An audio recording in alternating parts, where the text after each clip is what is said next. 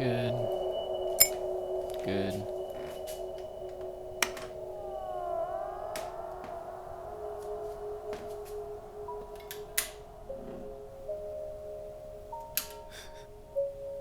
Not good. Yet.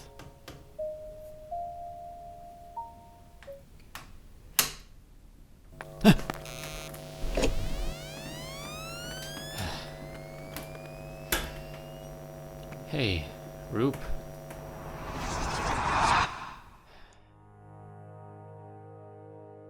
Yeah, well, this time of year's, it's eerie. It can be eerie. How can you tell? Oh, good. I'll add porosity to my list of criteria to measure. No, nothing. Nothing real, at least. Just lifting old dreams. Wait, was... Yeah. I do? Yeah, I suppose I do. Is that what you're here to talk about? Okay, well, I always loved Minecraft. It's a sandbox for players, modders, YouTube personalities, and the like. It kind of goes beyond being a game. It's like a digital home or something, Even when I don't actually want to be there, it's nice to know that it's waiting for me, Who built that home? I don't know what you mean. Oh, Notch? Yeah, he made Minecraft, he became a billionaire, and now I'm pretty sure he tweets like a wealthy person. I don't know. Look, don't get me wrong, it's great that he made Minecraft. Most billionaires do something terrible to get that kind of money, and I truly believe that Minecraft is a good thing for the world, but now... At best, Notch is just a guy, and he's a character that I'm not particularly interested in placing in the conversational limelight. Something to learn from his work. Like what? Huh. What are these, Roop? Some of Notch's earliest games. He hosted a website called the Intraclinic before founding Mojang. He abandoned the domain in 2006, and since then it's been snatched up by a group of game archivists who are trying to preserve his former work. That one. What's that one? 3D1, an engine test from his early days as an indie developer in the 1990s. A lot of what survived from this decade are just scraps of ideas, learning exercises. What we're looking at now is an engine for a basic 3D environment. There are other experiments, platformers, render tests, side-scrollers, and even a few RPGs. The role-playing games all share the same in-progress title, Ruby. Ruby? Ruby, Rubyland, Rubylands, Rubylands X, Ruby Dung. There was a clear interest in medieval fantasy as a setting in these titles, but I don't know where the Ruby prefix comes from. Weird. Minecraft almost had rubies in it instead of emeralds, but Dinnerbone, one of the game's programmers at Mojang, he was colorblind, and he couldn't easily distinguish the ore from redstone, so they changed it. Huh. It's weird. Those Ruby games didn't pan out, and then it was almost an item in Minecraft, but even that, it didn't work. And it literally took a different kind of eye to see that. Yeah, maybe, but I think even if embellished, the observation could be profound. Take a look at the cobblestone walls in 3D1, the grass to dirt transition in Heedy, the inventory tiles in Rubyland's X, and even the terrain generation in this isometric renderer test. Yeah, whoa, this was all in the 90s? The idea of Minecraft was over a decade off, but between the colors, textures, shapes, and even the UI, some of these games really have the vibe. It's like the spirit of Minecraft was already there somehow. Depends on how you look at it. Everyone has fundamental creative sensibilities that are hard to shake. Notch's interests naturally faded into Minecraft wherever possible. It's logical. Creativity isn't always logical, Roop. In fact, it's kind of best when it isn't. Sorry, you were saying? Into the 2000s, Notch did some work on an MMO called Worm, which is still running to this day. In between, he continued tinkering whenever he could, experimenting with different types of gameplay. A lot of his focus in the early 2000s went into the Java 4K competition.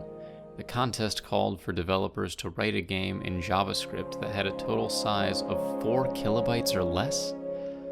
4 kilobytes, that's nothing. Even the earliest floppy disks could hold, 80 kilobytes? Ooh, what's that? Miners 4K, you're kidding. It's not what it sounds like. Miners 4K is more like an ant farm simulator than anything else.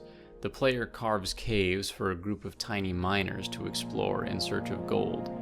The miners have an extremely simple AI, and the goal is to create paths that result in the most efficient gold collection possible. I'm surprised you didn't scoff at the Sonic game. There was a Sonic game? What? Notch made a 4K version of Sonic, Left 4 Dead, Mega Man, as well as an endless Mario game? The rest of the games he made at this time were standalone experiments across different genres. Dungeon crawlers, shooters, even a game about logic gates. Legend of the Chambered was a small dungeon crawler that used a few textures that were later repurposed for Minecraft. Zombie Town was another small exercise, but it was also the origin of the Steve model. It's weird, they're all so quaint. They're small.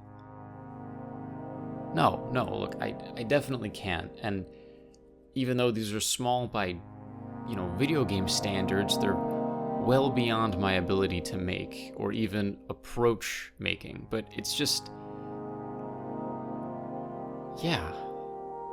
I mean, in light of all this, what was Minecraft? Another experiment, an imitation, or something meant to be? All of the above. Minecraft's terrain generation was based on an unfinished level generator that Notch called RubyDung. Its basic gameplay premises were copied from a game called Infiniminer, developed by Zachary Barth. Minecraft's tone, color palette, and general aesthetics came from Notch's previous experiments and his own creative preferences. Remove any one of those ingredients and Minecraft doesn't properly exist. I guess you're right, and when he first showcased it, it was Cave Game. The community gathered around it. They made suggestions and cheered on its development. They even gave it its title. It is the taking of note that makes something noteworthy.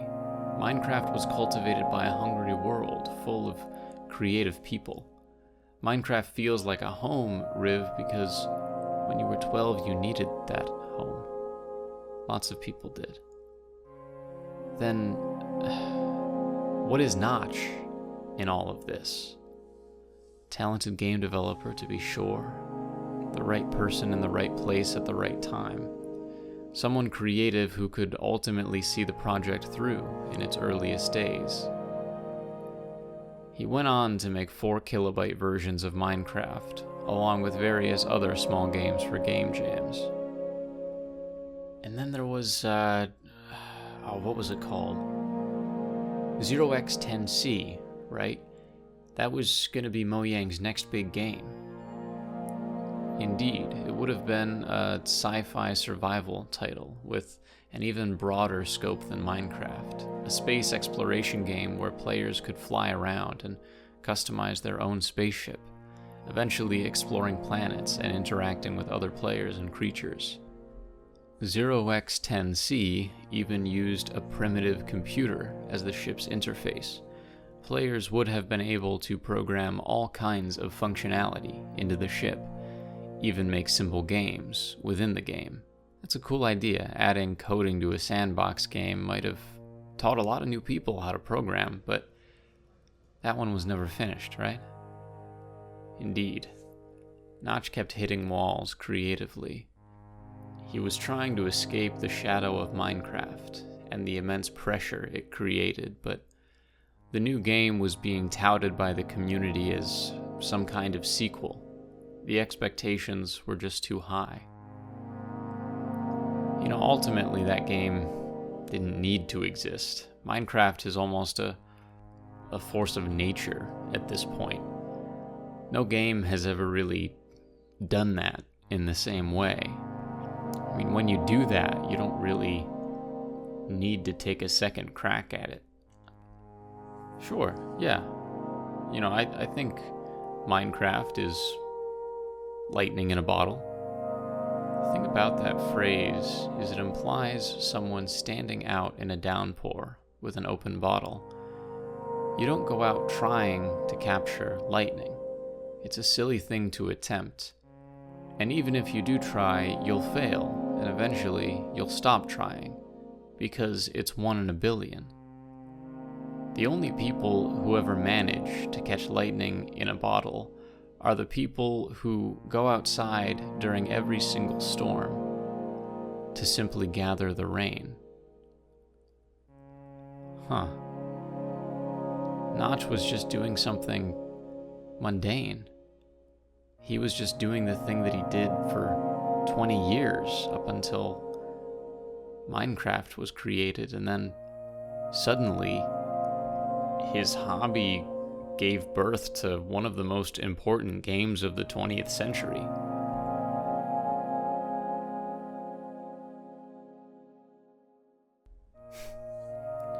Yeah.